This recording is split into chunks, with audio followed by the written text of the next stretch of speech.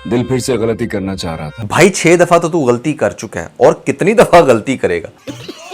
पिछले 3 ड्रामों में इसने यही किया, फकीर को पैसे दी और अगले लम्हे इसको लड़की मिल जाती। और भाई अगर ऐसे लड़की मिलती होती ना तो पाकिस्तान का हर फकीर करोड़पति होता। तो दोस्तों जान निसार की लेटेस्ट एपिसोड में बहुत ही ज्यादा इंटरेस्टिंग सीन थे और नेक्स्ट एपिसोड काफी ज्यादा थ्रिलिंग होने वाली है। क्या होगा उसके अंदर, क्या इंटरेस्टिंग देखने को मिल सकता है, ड्रामे के अंदर बहुत ज्यादा शॉकिंग ट्विस्ट अब देखने को मिलेंगे। आई होप कि ऐसा हो। तो इन सारी चीजों को हम डिस्कस करेंगे आज के वीडियो के अंदर। फिर जो नए लोग आए मेरे चैनल पर, आप लोगों को बताना चाहूंगा कि पीके लेक्सस की बड़ी ईद की बड़ी सेल पर लोग छा गए हैं। यहां पर बहुत ही ज्यादा ऑर्डर्स, और अगर आप लोग भी बेनिफिट उठाना चाहते हैं तो नीचे डिस्क्रिप्शन में और पेंट कमेंट में आपको लिंक मिल जाएगा।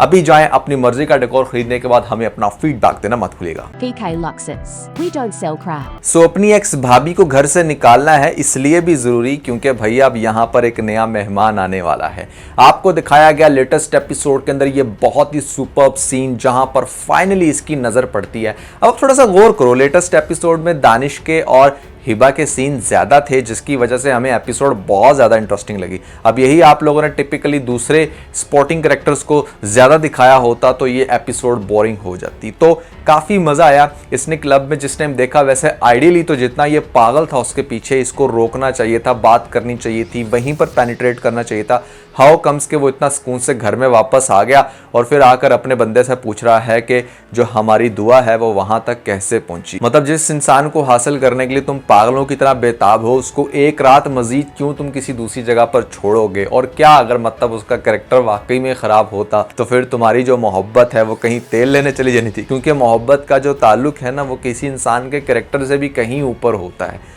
आपको अगर किसी रेड स्ट्रीट की लड़की से भी प्यार हो जाए ना तो भैया प्यार तो प्यार है, तो फिर कैसे आपने उसको इतने आसानी से छोड़ दिया। खैर अब आएगा, अपने बंदे से पूछेगा, वो इसकी इन्फॉर्मेशन निकलवाएगा और बताएगा इसको कि भैया वो तो किसी जुनैरा नाम की आंटी के पास है और ये फिर जुनैरा से मिलना चाहेगा।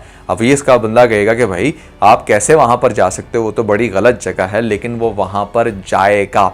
अब जब वहां पर जाएगा, जाकर इसका इंटरेक्शन होगा। पहले तो जुनैरा बड़ी खुश होगी कि भैया बहुत बड़ा गाहक आ गया, मैं तो मतलब इसको बड़ा सस्ते में बेच रही थी, मेरे पास तो इतना अरबपति बंदा आ गया है। जुनैरा को वो यही कहेगा कि तुम्हें जो भी चाहिए मैं तुम्हें देने के लिए तैयार हूँ, लेकिन तुम इस लड़की को मेरे साथ भेज दो। तो वो कहेगी हमारा तो ये बिजनेस है, दैट्स व्हाई हम लोगों को कैश करते हैं। वो इसकी मुलाकात करवाएगी। जब वो मिलेगी इससे तो काफ़ी हैरान होगी, कहेगी कि मुझे तो लगा था कि आप बड़े अच्छे इंसान हैं, लेकिन आपको वहाँ कल रात पार्टी में देख के और आज यहाँ पर देख के यकीन हो गया कि इस दुनिया में हर इंसान जो है वो एक मास्क पहन के बैठा है। वो इसकी बातें बड़े आराम से सुनेगा और इसको कहेगा अपने साथ जाने के लिए। वो नहीं जाएगी। वो कहेगी आपको क्या लगता है कि हर इंसान बिकाऊ होता है, मैं बिल्कुल भी बिकाऊ नहीं हूँ, अपनी मजबूरी की तहत यहाँ पर और बहुत जल्द यहाँ से चले जाऊँगी। ये सारी बातें करेगी जब वो इसके साथ। तो अगली बात बहुत ही ज़्यादा थ्रिलिंग होगी जब वो इसको ये कहेगा कि मैं तुमसे निकाह करना चाहता हूँ।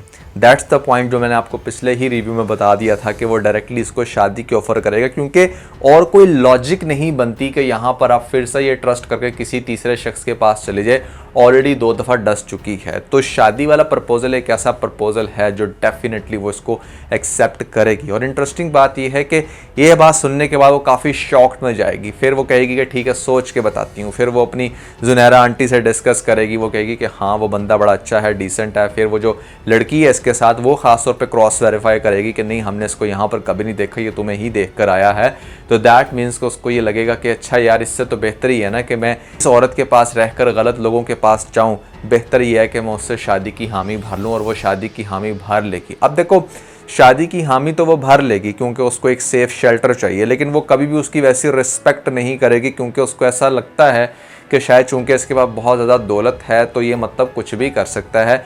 वो उसके साथ बिल्कुल ऐसे बिहेव करेगी जैसे एक बहुत टिपिकल मतलब खड़ूस बीवियाँ होती हैं ना जो सिर्फ अपने काम से काम रखती हैं। इस तरह का उसका बिहेवियर होगा, जिसके बाद बहुत ही ज़्यादा गुस्सा आएगा हमारे नौशेरवा को। वो कहेगा कि जिस इंसान को पता नहीं मैं क्या समझता था, जिसके लिए मैंने पता नहीं क्या कुछ किया, आज वो तो मेरे से सीधे मुंह बात भी नहीं करती। तो ग्रेजुअली फिर इसको इस बात का अंदाज़ा होगा कि ये वो लड़की ऐसी नहीं थी, ये बहुत अच्छी थी, शरीफ थी। इसके साथ पास्ट में जो जो कुछ हुआ उसकी वजह से ये आज मेरे साथ ऐसा बिहेवियर बनाकर बैठी है।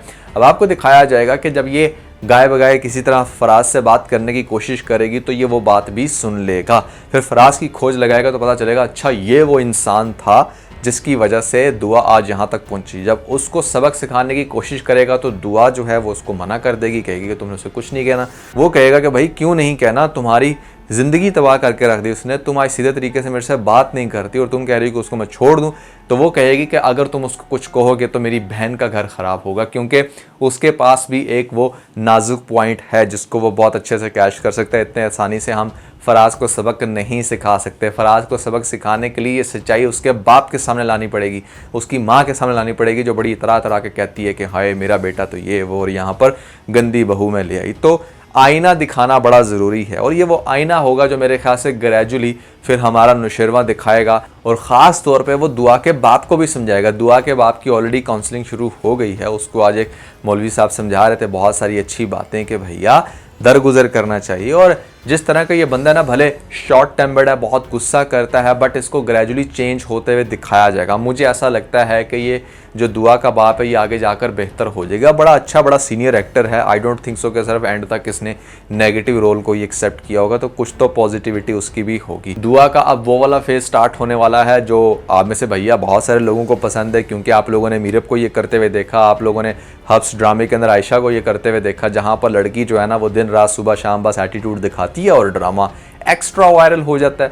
तो यहाँ पर आपको अब वो सारी चीज़ें दुआ की देखने को मिलेंगी, जो कि दुआ के केस में काफ़ी हद तक सेंस डेवलप करता है। लेट्स से कि इसको ड्रैग कितना लंबा करते हैं, कब तक, मतलब अब एंड तक हमें सिर्फ वो नखरे करके दिखाएगी, सिर्फ वो गुस्से करेगी और यहाँ पर बुरे तरीके से ट्रीट करेगी, क्या यही होने वाला या कुछ इंटरेस्टिंग भी होगा, ये तो हम आगे जाकर देखेंगे। बट एक बात तो मानने वाली है कि जान निसार लेटेस्ट एपिसोड के बाद ख़ास तौर पे बहुत ज़्यादा इंटरेस्टिंग हो चुका है। और अभी भी इसका जो दूसरा ड्रामा जा रहा है हमारा, जहाँ पर तेरी छाँव में, वो बहुत ही कमाल का सुपर्ब ड्रामा मेरी नज़र में अभी भी फर्स्ट नंबर पे वो है, सेकंड नंबर पे दानिश का ये ड्रामा। दोनों आप देखो, कंपेयर करो, आपको कैसा लगता है कमेंट्स में मुझे ज़रूर बताइएगा। एक बात और सोचने वाली है कि जिस टाइम ये उसको निकाह करके लेकर आएगा इतने बड़े घर में, तो काफ़ी ज़्यादा ना हमारा जो दुआ का कैरेक्टर है परेशान होगी वो, कि भाई कैसे हो सकता है कि मेरी किस्मत जो है वो इतनी अच्छे से खुल गई है, इतना सब कुछ इतने बुरी जगहों से होने के बाद भी मुझे यहाँ पर इस बड़े घर में जगह मिल गई।